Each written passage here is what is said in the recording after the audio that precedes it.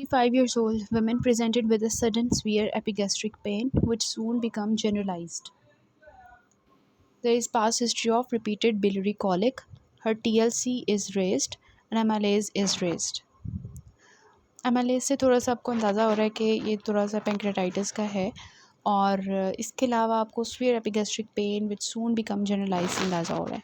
देखिए epigastric pain है ठीक है, और एपिगैस्ट्रिक रीजन में जो पेन है और शुरू में है और अब जो है वो जनरलाइज्ड हो गई है, मतलब पूरी पेट में जो है ऐसे पेन हो रही है।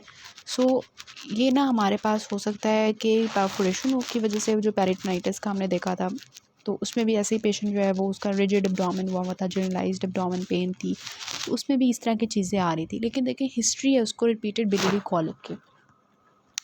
तो जो पैंक्रेटाइटिस का मोस्ट कॉमन कॉज होता है ना that is gall bladder disease. Pancreatitis का टॉपिक जो हमने मेडिसिन में भी डिस्कस किया था बहुत डिटेल से, लेकिन ऑब्वियसली यहाँ पे हम सर्जरी थोड़ी सी इसकी देखेंगे और how will deal with it. तो बाकी सेम टॉपिक है ना, तो वहाँ पे हमने डिस्कस किया था कि गॉल स्टोन्स जो हैं उनकी वजह से मोस्ट कॉमन है। तो बिलियरी कॉलिक के बाद इस तरह से हो जाना, अमालेज का लेवल राइज कर जाना, this leads due to the pancreatitis. उसके बाद आता है 35 years old female is present emergency room with severe epigastric pain, vomiting, abdominal distension. On examination she is dehydrated. मतलब डिहाइड्रेटेड इसमें ऐसे होता है कि फ्लूइड जो है ना वो बहुत ज़्यादा लॉस हो जाता है बॉडी का।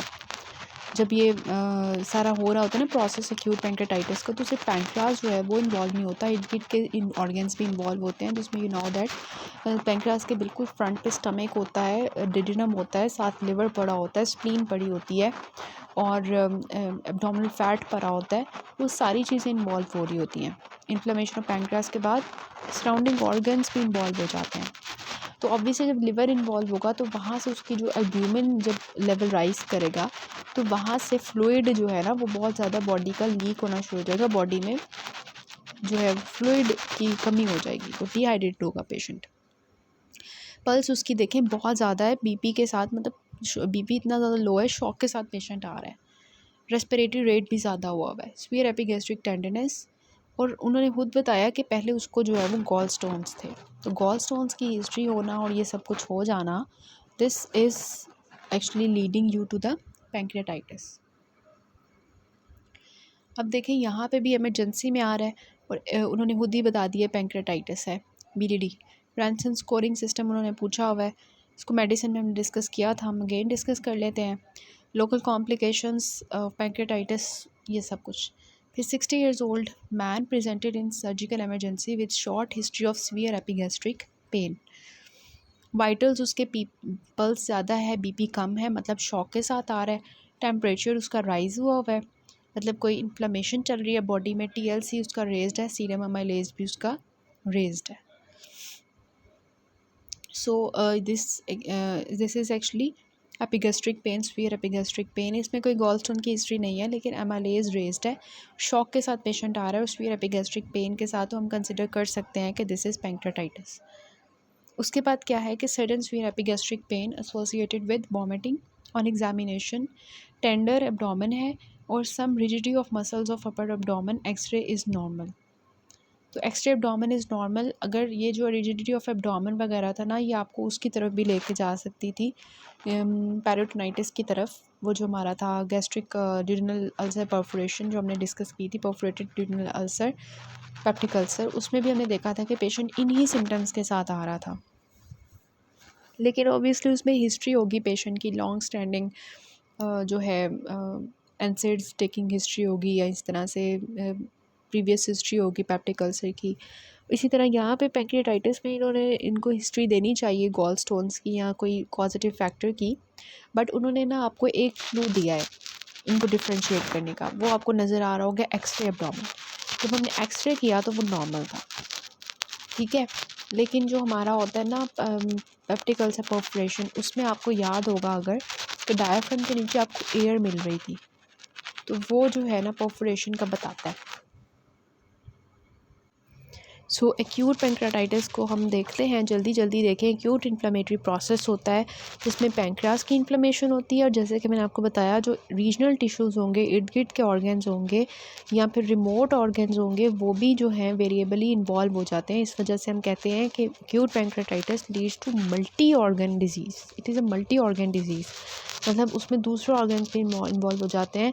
पैंक्रियाटिक एंजाइम्स रेज्ड हो जाते हैं ब्लड के अंदर और यूरिन के अंदर।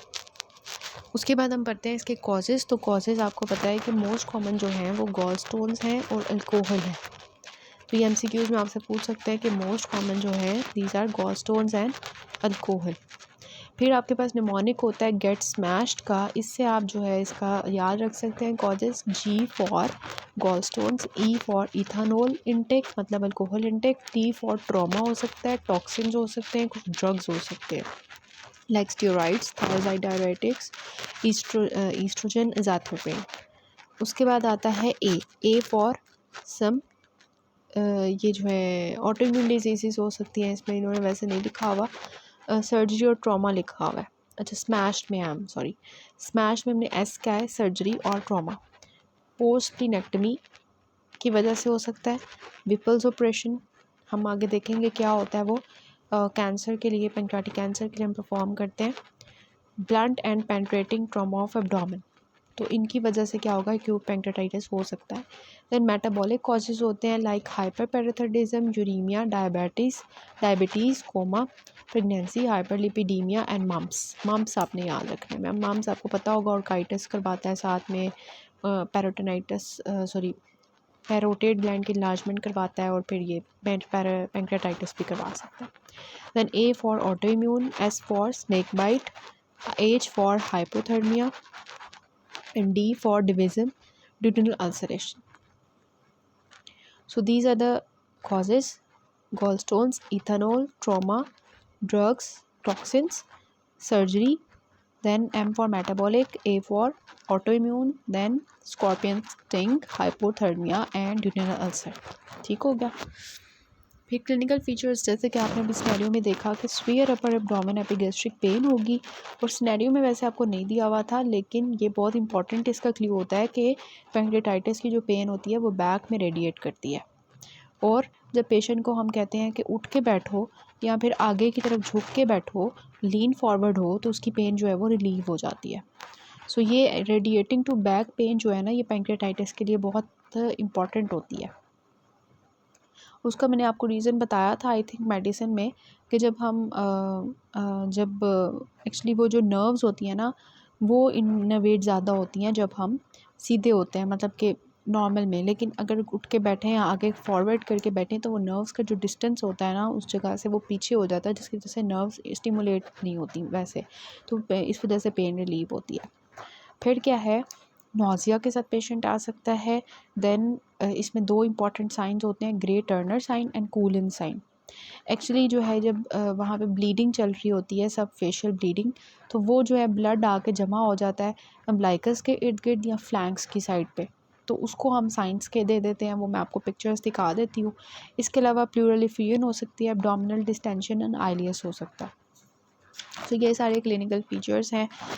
तो ये अम्बलाइकस के गिर्द जो आपको ब्लड नज़र आ रहा है, this is actually Cullen sign, और ये जो आपको फ्लैंक्स के ऊपर नज़र आ रहा है साइड्स पे, this is the Grey Turner sign. वहाँ पे अगर ब्लीडिंग जमा हो जाएगी ब्लड तो उसको कहें। देखिए आपको नज़र आ रहे हैं ना, पैंक्रास है, उसके आगे जो है स्टमक पड़ा होता है, साइड ड्यूडेनम पड़ा होता है, और आपको साइड पे लिवर नज़र आ रहा है, गॉल ब्लैडर नज़र आ रहा है। साइड पे आपको जो है उन्होंने बताई हुई है ब्लड वेसल बना के, और पेरिटोनियल फैट बना के दिखाई हुई है। अब ये बताएंगे आपको कि होता क्या है कि गॉल स्टोन की वजह से, वैसे पैथोफिजियोलॉजी में जाने की ज़रूरत नहीं है, लेकिन थोड़ा सा मैं आपको बताऊँगी। अगर फॉर एग्ज़ाम्पल यहाँ पे आके इसकी जो पैंक्रियाटिक डक्ट होती है ये ब्लॉक हो जाती है, गॉल स्टोन्स यहाँ पे आके फंस जाते हैं, तो अब क्या होगा, जो पैंक्रियाटिक एंजाइम्स होंगे जो कि नॉर्मली ड्यूडेनम में आके एक्टिवेट हो रहे थे, खाना आएगा ना ड्यूडेनम में, तो पैंक्रियाटिक एंजाइम्स ड्यूडेनम में आएंगे उसको डाइजेस्ट करने के लिए। पैंक्रियाटिक एंजाइम्स में कौन से होते हैं, लिपिड्स को डाइजेस्ट करने के लिए लाइपेजेस होते हैं, और कार्बोहाइड्रेट्स को डाइजेस्ट करने के लिए अमाइलेजेस होते हैं, प्रोटीन्स को डाइजेस्ट करने के लिए प्रोटीएजेस होते हैं, और इसके अलावा जो है सम ज़ाइमोजन सेल्स होते हैं, ज़ाइमोजन एंजाइम्स होते हैं, तो वो सारे जो हैं एक्चुअली हमारे एंजाइम्स होते हैं। तो अगर वो डक्ट ब्लॉक हो जाएगी तो सारे जो डाइजेस्टिव एंजाइम्स हैं वो ड्यूडेनम में आके एक्टिव होने के बजाय पेंक्रियाज के अंदर एक्टिवेट हो जाएंगे और फिर पेंक्रियाज को खाना शुरू कर देंगे, प्रोटीन्स खाना शुरू कर देंगे, फिर हमारी जो है फ़ैट खाना शुरू कर देंगे। जो फ़ैट आपको नज़र आ रही है पेंक्रियाटिक फ़ैट है, इसको खाना शुरू कर देंगे। तो अब जो है अगर आपको नज़र आ रहा है कि फ़ैट जो है अगर वो ब्रेक डाउन होगी बाय द लाइपेजेस, तो फ़ैट जो है उसके अंदर क्या होता है, फ़ैटी एसिड्स होते हैं, ग्लिसरॉल होता है। अब जो फ़ैटी एसिड्स होंगे ना, वो फ़ैटी एसिड्स जो हैं ब्लड के जो कैल्शियम होगा ब्लड के अंदर प्रेजेंट, उसको पकड़ना शुरू कर देंगे। तो अब जो है वो जो फ़ैटी एसिड्स हैं वो कैल्शियम के साथ जब बाइंड होना शुरू हो जाएंगे, तो क्या आपको लगता है कि ब्लड के अंदर कैल्शियम की लेवल कम हो जाएगा और पेशेंट को हाइपोकैलेसीमिया हो जाएगा। सो हाइपोकैलेसीमिया जो है वो इस तरह से डेवलप होता है बॉडी में। तो ये जो स्पोनिफिकेशन ऑफ फैट आपको नज़र आ रही है ना यहाँ पर, ये इसी वजह से हो रही होती है। और फिर यहाँ पे जब हम एब्डोमेन खोलते हैं ना पेशेंट का, तो वो बहुत ज़्यादा बबल्स बने होते हैं वहाँ पे, साबुन की तरह वहाँ पे झाग बनी होती है due to saponification of fats. तो ये सब कुछ हो रहा होता है। इसके अलावा देखें वॉमिटिंग हो रही है पेशेंट को, उसके सारे एंजाइम्स जो हैं वो एलिवेट हो गए हैं लिवर के, और इलेक्ट्रोलाइट्स लॉस होना शुरू हो जाता है, सब कुछ WBC काउंट ज़्यादा हो जाता है इसी वजह से। तो इन्वेस्टिगेशंस में हम क्या करवाएंगे, CBC करवाएंगे, उसमें हमें ल्यूकोसाइटोसिस मिल जाएगा, C रिएक्टिव प्रोटीन करवाएंगे, ग्लूकोज लेवल चेक करवाएंगे, एमाइलेज लेवल चेक करवाएंगे, लाइपेजेस का लेवल चेक करवाएंगे। इसके अलावा रेडियोलॉजिकल इन्वेस्टिगेशंस भी, we have ultrasound, we have CT, we have MRCP, we have ERCP, we have the laparotomy procedures. ठीक है। जो सीरम एमाइलेज होगा वो हम चेक करवाएंगे और सीरम लाइपेज चेक करवाएंगे। तो आपको पता है कि जो हमारा एमाइलेज लेवल होता है वो 4 फोल्ड राइज़ करता है। लेकिन अगर आपसे कोई पूछे ना कि एमाइलेज और लाइपेज में से कौन सा ज़्यादा स्पेसिफिक है फॉर द एक्यूट पैंक्रेटाइटिस, तो दैट इज़ सीरम लाइपेज। ठीक हो गया। उसके बाद हम करेंगे अल्ट्रासाउंड। अल्ट्रासाउंड जो है वो आपको जो है वो दिखा देगा कि कोई गॉल स्टोन तो नहीं पड़ा हुआ, मतलब ऐसा कॉज के कहीं गॉल स्टोन तो कॉज नहीं था। इसके बाद आप CT स्कैन करवाएंगे। CT स्कैन जो है ये गोल्ड स्टैंडर्ड टेस्ट होता है, ये हम तब करवाते हैं जब हमें डायग्नोसिस जो है अनसर्टेन हो। इसके अलावा जो है हम डिस्टिंग्विश करने के लिए कि ये जो है नेक्रोटाइजिंग पैंक्रेटाइटिस तो नहीं है।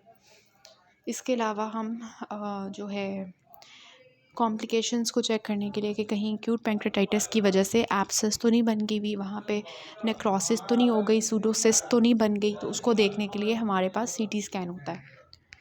फिर लेप्रोटमी होती है। लेप्रोटमी जो है ये हम जो है वो देखने के लिए कि क्या सीन चल रहा है। जैसे मैंने आपको बताया कि लेप्रोटमी जब हम करेंगे तो हमें वहाँ पे स्पोनिफिकेशन नज़र आ सकती है ड्यू टू लाइपेज जो कि उसने उसको डाइजेस्ट किया होगा। इसके अलावा मोमेंटम के ऊपर हमें मल्टीपल ट्यूबरकल्स नज़र आ सकते हैं पैंक्रेटाइटिस की वजह से, जो है पेरिटोनाइटिस जो अगर है उसको देखने के लिए लेप्रोटमी कर ली हमने। ठीक है। उसके बाद आता है कि माइल्ड पैंक्रेटाइटिस और स्वीयर। माइल्ड में क्या होता है, मिनिमल ऑर्गन डिसफंक्शन होता है, और स्वीयर में जो है ऑर्गन फेलियर होता है, नेक्रोसिस, एब्सेस, सूडोसिस्ट वगैरह बन गई होती है, मतलब कॉम्प्लिकेशंस डेवलप हो गई होती हैं। सो ये हमारे पास डिफरेंस है कि माइल्ड जो है वो 80% केसेस में होता है, सेल्फ लिमिटिंग होता है और 5 दिन के अंदर अंदर ठीक हो जाता है। इसमें जो है ऑर्गन फेलियर ऐसा सच नहीं होता या पैंक्रियाटिक नेक्रोसिस ऐसा सच नहीं होती, और अल्कोहल इसका कॉज होता है मोस्टली। लेकिन जो स्वीयर होता है ना, उसमें क्या होता है कि कॉम्प्लिकेशंस भी डेवलप हो गई होती हैं और मल्टीपल ऑर्गन फेलियर भी हो रहा होता है, सर्ज डेवलप हो रहा होता है, और इसका जो कॉज है दैट इज़ गॉल स्टोन्स। सो ये हमारी पैथोजेनेसिस यहाँ से भी आप देख सकते हैं। अब नेक्स्ट पार्ट से जो है मैं आपको रेंसन्स क्राइटेरिया करवाऊंगी और इसका ट्रीटमेंट करवाऊंगी, and along with that we will discuss the past papers of it.